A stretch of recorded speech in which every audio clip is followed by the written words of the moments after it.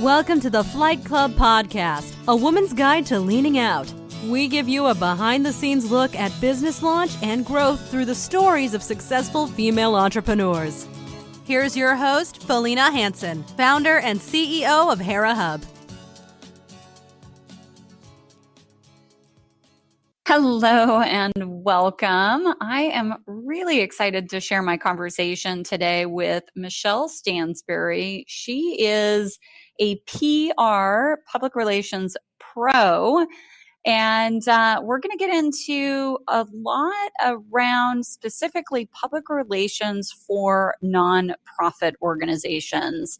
And this is a conversation that's near and dear to my heart. I'm on the board for two nonprofit organizations, and through Hera Hub, we help countless organizations through donation of space. And the reason why this conversation is pressing to me right now is there is one nonprofit that we are working with right now. And this exact question came up, and I thought there is no better person to talk about this than Michelle.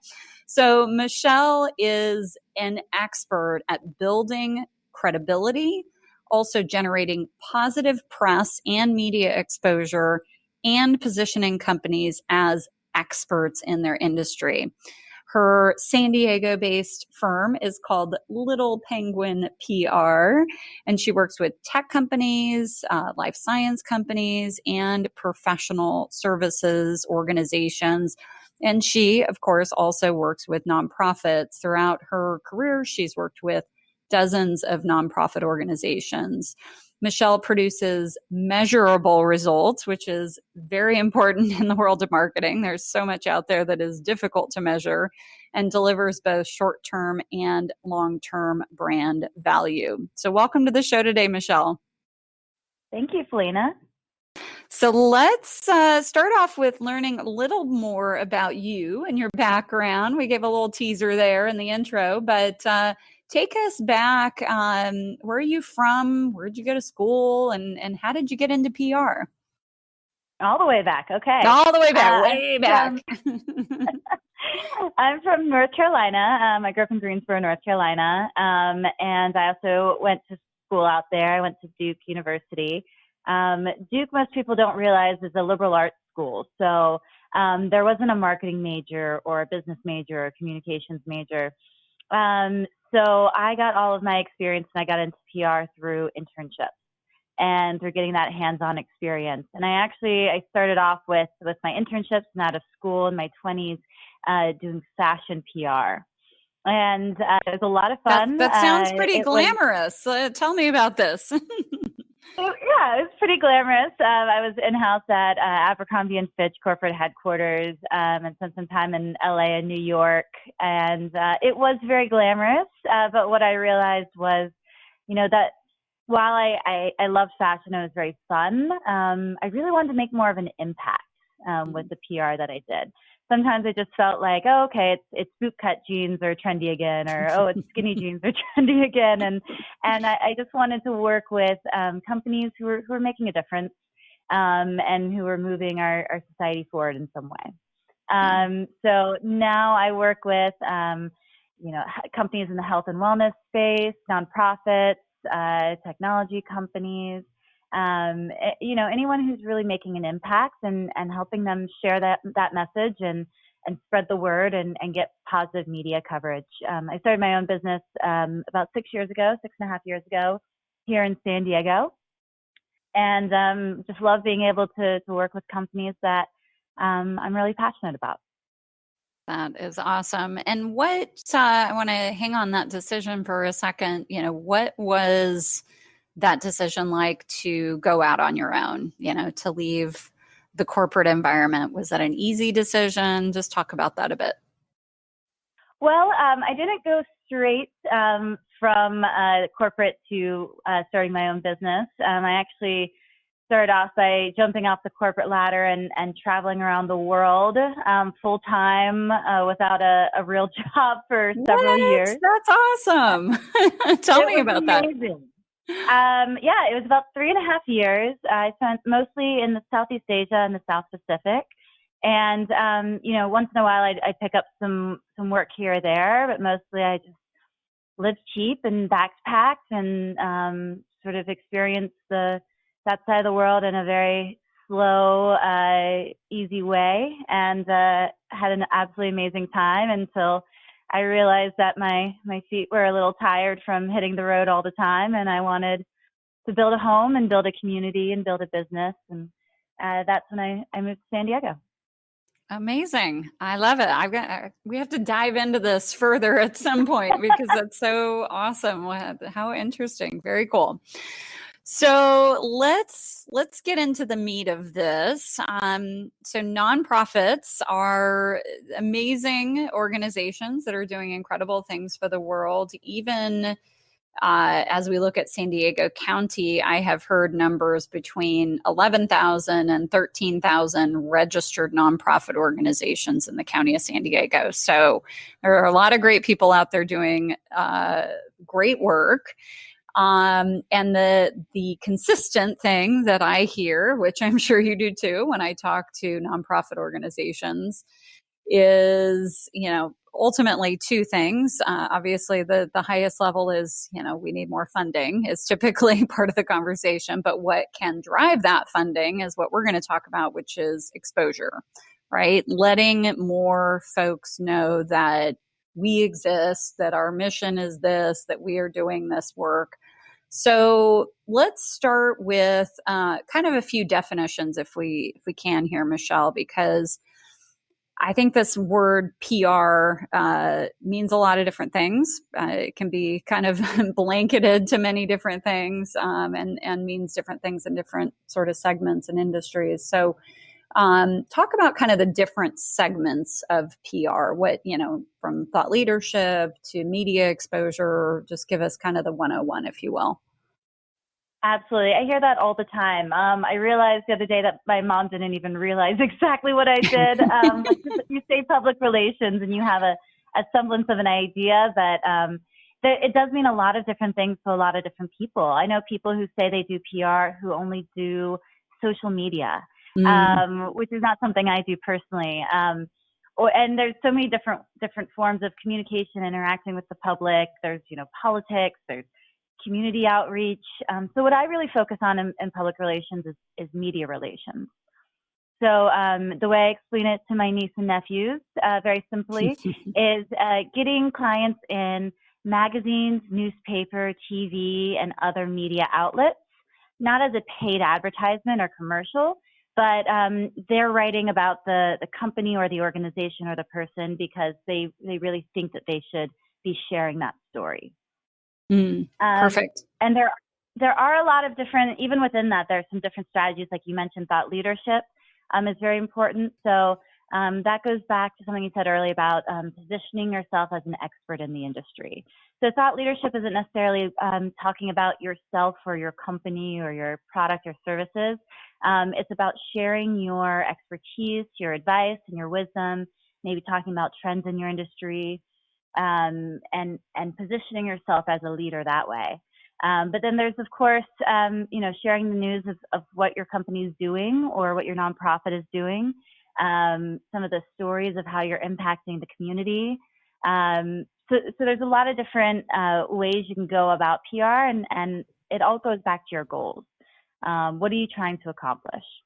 Like you mentioned, a lot of nonprofits, they really want funding or donations. So that's a huge priority. But, perhaps they're also trying to drive attendance to a big fundraising event they have. Or maybe they're trying to get more volunteers to sign up and volunteer with the organization. So there's all these different goals that we're looking at, and you have to really figure out what's going to, what sort of methods are going to help you achieve those goals. Perfect. So I'm going to ask us to kind of break down some examples as we go here, because all of those fundraising events, just general awareness. So let's talk about a couple of things here. Let's talk about planning first, because I'm sure you have a lot of folks that show up on your doorstep and they're like, get me in the news. You're like, oh, well, there's got to be a little planning that goes on here. So first, any advice, and if you can give a tangible example through this, maybe of a client that you've worked with, that would be helpful, of first knowing who your audience is, right? We need to know who we want to talk to, who are we trying to reach. So just talk about that a little bit, of what your advice is to folks in order to hone in on that. Absolutely. Yeah. Who your audience is going to make a huge difference on what sort of message you use. One of my clients, for example, Wounded Warrior Homes, it is a veteran-focused nonprofit, and most of their donors tend to be more in the baby boomer and kind of older population. And so the ways that we reach them very effectively tends to be things that are a little bit less of the modern approach. So, we do a lot of TV morning shows, the local TV morning shows, and even radio. Whereas other clients, we might be, doing podcasts and digital media, for them, and looking at their audience, which skews just a little bit older. Some of the traditional media outlets are really effective. Perfect. Yeah. So understanding who you're talking to and then looking at the vehicles that are going to reach that audience is obviously the first step of the process. Let's get into, again, planning around what oftentimes gets called a content calendar. You may have a different word for it in PR. But in speaking with this nonprofit here in San Diego, Mending Matters, which is an amazing organization, I'm super excited to have at our upcoming Hera Hearts event. So they do mental health support in schools throughout San Diego, which is such a critical need right now for many reasons, and they're doing great work. And we talk a lot, just topic wise and content calendar wise. There's a lot in the media around gun violence and mental health issues, related to that. Particularly as children are getting into high school and things of that nature.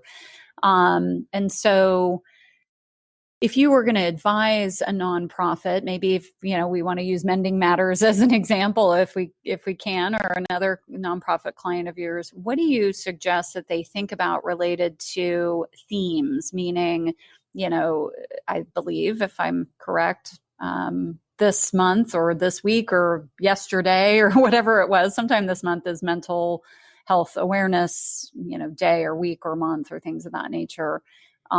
Where can folks kind of find those themes to then hopefully kind of, reach out potentially, to the media to be speaking on those topics as they are timely? Absolutely. You're very correct. There's several resources online. I mean, every day is some sort of national something day and week and month. So there's a lot of opportunities out there to sort of tie into one of those. I usually just put it in the search engine and Google it, and one of the calendars comes up. But generally, when I'm starting with a PR calendar, I like to look at the most important dates first. So looking ahead for the year. So those might be big fundraising events that are coming up that you're going to want to put on that PR calendar. Definitely things like Mental Health Awareness Day are great to put on there as well, or even more government recognized things like Veterans Day coming up, for example. So putting all of that on to look at, what are your upcoming nonprofit news? What are your events? What are your opportunities? And then what are these themes we can tie into? And in between, I try to block it off month by month. So maybe,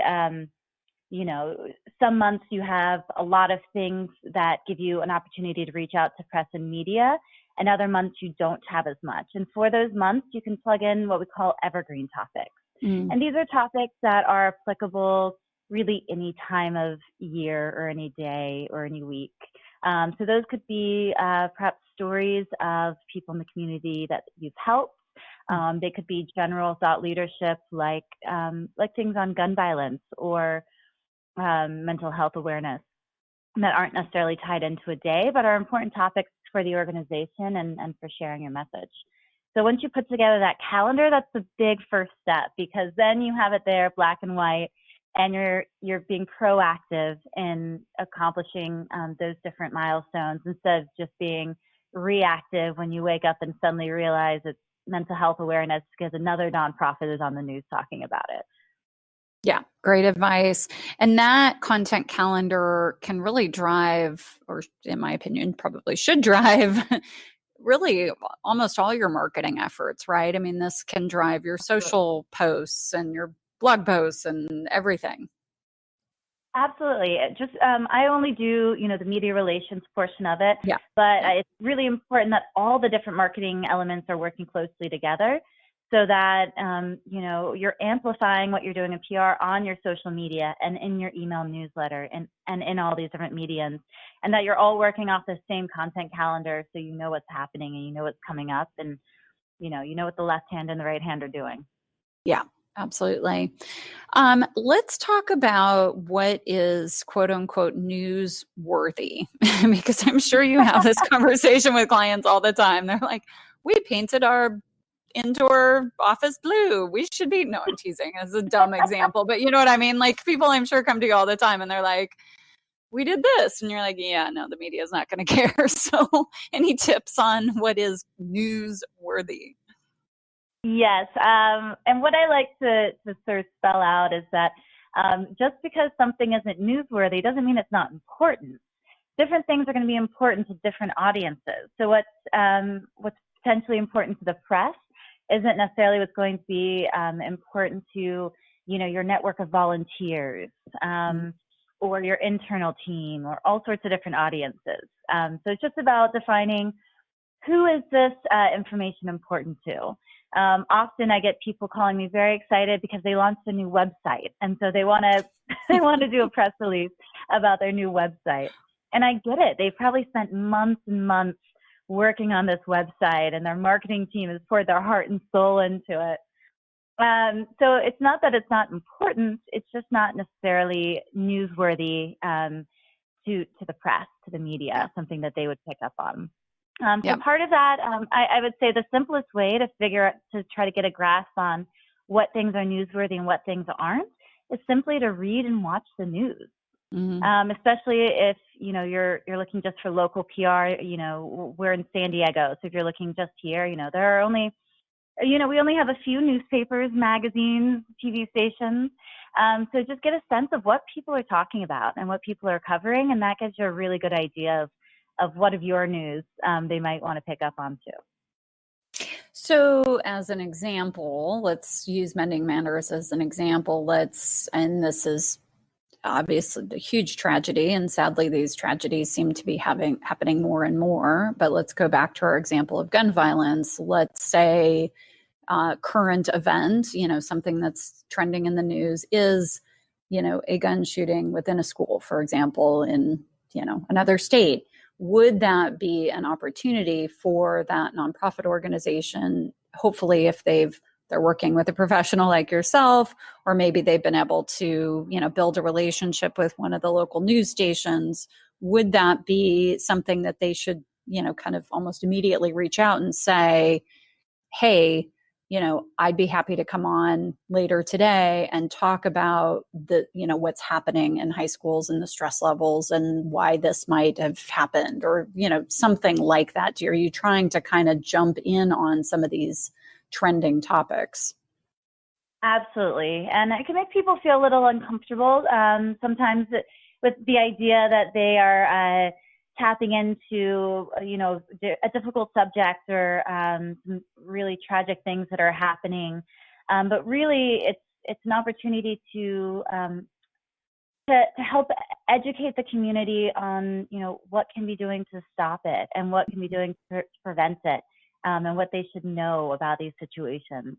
And that's really important, and it's an important undertaking. And really, it's as much of it's more about providing that service to the community than it is just promoting your own organization. So I would say that it's definitely a huge opportunity, and they should reach out. And hopefully over time you build these relationships with editors and producers so that they actually can call you if something's happening and invite you on, because they already know that you have an important message to share, and that you're able to sort of disseminate these items in the news in a way that makes sense to the community and makes sense to their viewers or their readers. Because at the end of the day, press, they don't just want to report on the facts of what happens. They want to report on, what does this really mean to us, to our community, to our generation, to our world? How should we be interpreting these things that are happening? What can we do to make it better or prevent some things from happening? Or, how does this affect me? How does this affect each individual out there? And that's what nonprofits are in a great position to do, is to kind of personalize and inspire the community through some of these events that are happening. Absolutely. Thank you for sharing that. Let's talk, there's a couple other things I wanted to talk about here, and then obviously any other tips or advice you want to give. So let's talk a little bit about timing of publications. So we know we have daily newspapers, daily, news segments, morning, evening, that's happening really quick, right? I mean, these are things they're turning around really quickly. So talk about the daily pubs versus like maybe the weekly, maybe the monthly pubs, and what do people need to think about as far as, timing of these and getting their story hopefully in the hands of the right person. Absolutely. That's a very good point. And that's what you were talking about, that content calendar is very helpful when you can sort of see it all laid out there, and so you can think about the timing that you're going to want to take for each of those. So daily TV and daily newspapers and publications, they're going to want news stories that are themed to be as current and as timely as possible, because there has to be a reason that you're picking up the newspaper today as opposed to tomorrow or yesterday. It has to be things that really tie into to what's happening today. Whereas if you're looking at a monthly magazine, first you're going to need to be much more prepared, because you're going to need to pitch them 3, maybe even 4 months ahead of time. But that can be challenging, to sort of get all that information. Sometimes when I'm pitching, say, a nonprofit fundraising event, they don't have all the details 4 months in advance, because they're still working on planning it. So that can be a challenge, but things don't necessarily need to be quite as timely for the monthly publications, because they do work a little bit further out. Something else that's important to think about is these different mediums, what things are important to them. So for example, for TV, you have to think really hard about visuals. What visuals are they going to be able to show on this news segment? Obviously, TV does do some segments where you're just sitting on a couch with a reporter talking, but they really like to show really visually engaging things. And whether that's what we call B-roll, or sort of video that you've taken that you can supply them, or whether it's having a camera and a reporter on location live with something exciting happening in the background, thinking through those visual elements. And then for magazines are much more reliant on beautiful glossy photos than a daily newspaper would be. So, can we get a photographer to that event that you're throwing to get really, beautiful, stunning images that you can provide to the magazines? Or newspaper, they really need some cold, hard facts to put in there. So, what statistics, what information can you provide them? So just thinking about each different media outlet in a different way is really important. Great. And let's talk about the fact that a lot of these publications are not as funded as they were maybe 20 years ago, right? I mean, a lot of folks are strapped. So this idea, let's touch on this idea of I have a big gala coming up, a big fundraiser for my organization. I know I was just talking to yet another local nonprofit called Give Clean Water, and they have a big gala coming up in November, and they're asking, how can we get the word out about this event? So the likely idea would be, let's see if we can get on some of the local, media and local news and talk about the event and the importance of the event. What is the likelihood that they could get a camera crew out to the event? Is that more difficult than it used to be because of, these media outlets being kind of strapped for cash and probably talent? Yeah, it's definitely more difficult now than it was because resources are scarce, especially in these sort of more traditional media outlets. That's why anything that you can do to make their job easier will get you really far in PR.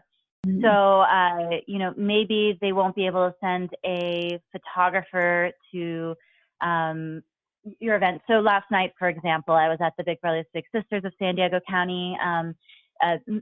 Huge annual fundraiser, their gourmet dinner. They brought in almost $800,000. It's a huge event. Wow.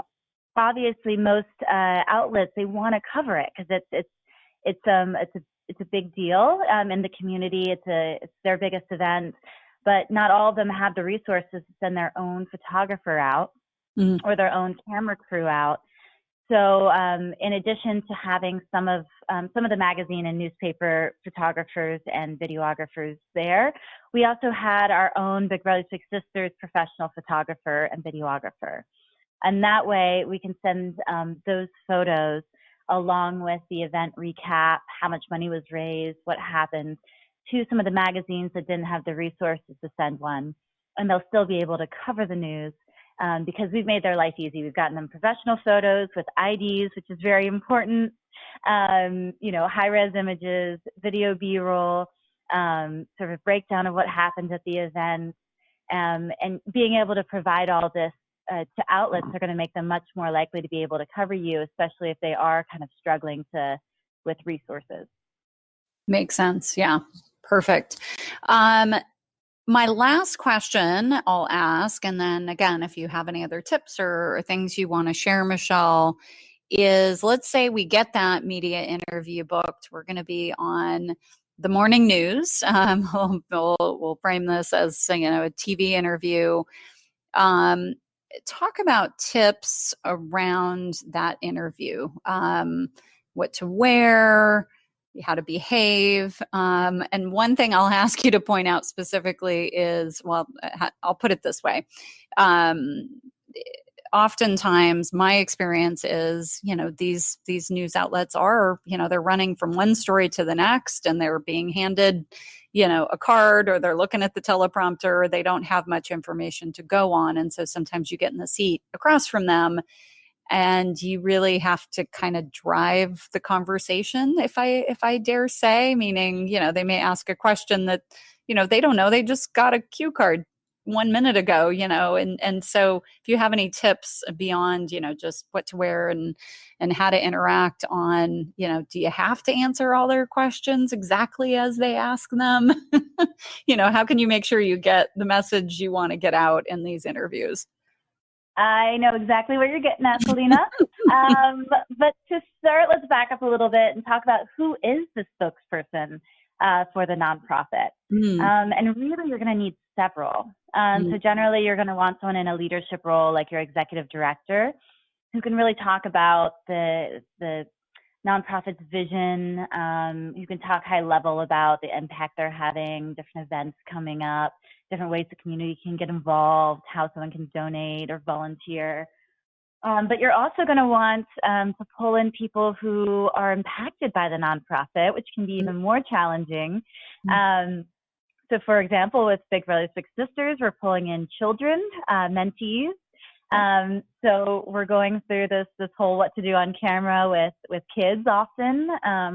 Luckily, they have the cute factor, so they can get away with pretty much anything on camera. And, for Wounded Warrior Homes, we're bringing in veterans who are being helped by the program. So, thinking about who are these different people who can speak for a segment, what's going to be super engaging to the TV audience and to these reporters. And then it's about, okay, who's talking. First of all, what do you want to say? What are the main points you want to get across? So many people think, okay, I'm going to have an interview. Their job is to ask the questions. My job is to answer them. And that's absolutely not true. I understand why people think that, but your job is to think about ahead of time, what is the message that you want to put out there? What do you want to come across? What do you want to communicate? What do you want to say? And then make sure to, ahead of time, work with that producer or assignment editor on, what are these talking points? What are the best questions for them to ask? Because I find, especially in morning show segments, you're right, exactly what you said. This reporter who's interviewing you probably only got a note card with who you are and what you're talking about a moment before sitting down with you. So I have seen everything from them calling the nonprofit the wrong name. Usually Big Brothers Big Sisters gets turned into Boys and Girls Club on air, and Wounded Warrior Homes gets turned into Wounded Warrior Project. Let's see, the San Diego History Center, who I work with, gets turned into the Natural History Museum. So, you have to really be able to think on your feet and sort of correct any of these missteps while you're live on camera, which is in a gracious way, right? So you're not, you obviously don't want to embarrass the host, but absolutely. And so it's really important that you stick to your messaging points, because sometimes they might ask you a question that isn't relevant, or in some examples, I have reporters asking the nonprofits more of a political question when that's not something they want to address on air. So if you know ahead of time what these messaging points are, what your talking points are, what you want to communicate, then your job is to, no matter kind of what they ask you, pivot that into one of your talking points. So something that you mentioned was, do you have to answer every question? I would say no, but you should do so in as graceful a way as possible, where you don't just stop on live air and say, I don't want to talk about that, but you pivot their question into what you do want to say. And really, no one will even notice that you didn't answer the question, which is funny. If you start to watch, you'll notice that more and more with sort of professional spokespeople, the way they can not answer a question and you don't even realize. So that's very important. I'd say practice is just key to that. Practicing talking into the mirror, talking with your messaging points is going to be really important, just to feel really comfortable in putting those out there. And then in terms of what to wear, how to look, I would say just something you're comfortable in.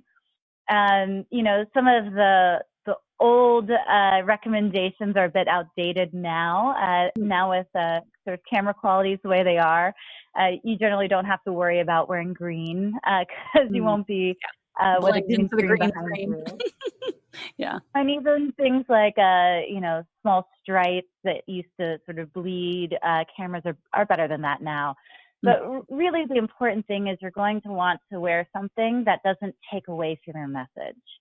So if you're wearing something very glitzy or very dramatic or very loud, that might detract from your message and the point you're trying to get across. So I would say simple is good, but something you're comfortable in, because if you're not comfortable, that will read on camera. So if you're used to wearing pants, don't wear a skirt and then sit uncomfortably trying to cross your ankles in the appropriate way if that's not what you're comfortable in. If you're comfortable in pants, wear pants. If you're comfortable with your hair in a bun, that's fine. I would say the only thing is, for women, usually the anchors wear a bit more makeup with the harsh light. So, putting a little bit more makeup on probably won't hurt you. Dressing in a way that represents your organization well. If it's a very professional organization, dressing professionally. If it's a casual organization, you can dress casually. So, you don't need to overthink it. You can generally wear whatever you'd wear to work that day, but just make sure it doesn't detract from the message you're trying to get across. Yeah, great points. I've noticed for myself in some of the interviews for me personally, I usually try to do some sort of solid-ish color, like you said, not too crazy pattern type scenario. Also, as I age, I'll just be honest, I usually want to do like 3/4 sleeves or something like that. I've seen myself in, no sleeves, and I'm like, that doesn't look the way it used to. So just being honest here. And then skirts, to your point too. Oftentimes, we're on like a little bar stool kind of perch and you've got this full body shot. So I always think about, the shoes I'm wearing, because those are probably going to be on camera, and, how short my skirt is, or, that type of thing. So to your point, I'm not like tugging on it or that type of thing. I think one other little kind of nuanced thing that you don't realize until you're on camera is, they're probably going to mic you. And a lot of times they want to, put a little pack on your back of your belt and, run a little microphone up your shirt. And if you're wearing a really complicated dress with no belt, that, sometimes they got to like kind of clip it under your hair. And, so I know it sounds Absolutely crazy, but those little tiny things can make a difference in, how you feel in your comfort level when you're on. Two other final tips I'll give as we round this out are, again, just things that I've had to learn over the years is, and they tell you this when you sit down, do not look at the camera, always look at the anchor. But a lot of people, the first time you're on, you're like, where am I supposed to look? And, even with, they tell you that, and like the kind of the, it's hard not to try to look at the camera. So I've always thought that was just, a little thing that can be helpful. And then finally, somebody taught me this phrase, and I've used it quite a bit as I need to in media interviews, going back to the point of, do you have to answer all those questions or every question they ask? So the phrase I stole from somebody is, that's really interesting, so acknowledging their question, that's an important point. I think that's really interesting. But I think what's more important here is, and I think politicians do this a lot, and that's probably where I picked this up, so to your point, acknowledging their question, but gently redirecting them into your talking points. Absolutely. Another thing I was thinking about the other day when I had some first timers on live TV and she was worried about, well, what do I do if I freeze? What do I do if I just can't think about it? And I was like, that's a really good point to bring up. What most people tend to do naturally if they get flustered or if they can't think of something is they keep talking. And they keep talking and kind of tripping over themselves, and they don't know exactly what they're trying to get across, but then they started talking and they just can't stop. And what I told her is, this is your first time on television. It is the reporter's millionth time on television. She does this every day. It's her job. It's her living. If at any point you stop talking and you smile, she or he will pick right up and keep it going. Good point. So don't be afraid to stop talking, because that is a lot more graceful of a way to regain your composure than to just keep talking. Such a good point. And so I think that's a fun one to share because you realize, well, the reporter might not be an expert on your organization or your background or even what you're necessarily talking about this segment. They're an expert in rolling with live TV. So don't feel worried about leaning on them if you stumble over words or you're not sure what to say. Great advice. Thank you, Michelle. Appreciate that. Well, in wrapping up, if our listeners want to reach out to you, want to get in touch with you, what's the best way for them to do that? Yeah, I would love that. So you can visit my website. It's littlepenguinpr.com, or email me directly. It's Michelle, Michelle, @littlepenguinpr.com. And I love hearing your stories and answering your questions. So please feel free to reach out. Wonderful. Thank you so much for your time, Michelle. I really appreciate it. Thanks for having me on, Selena. Thank you for joining this week's episode of Flight Club, sponsored by Hera Hub. We look forward to sharing more success stories with you soon.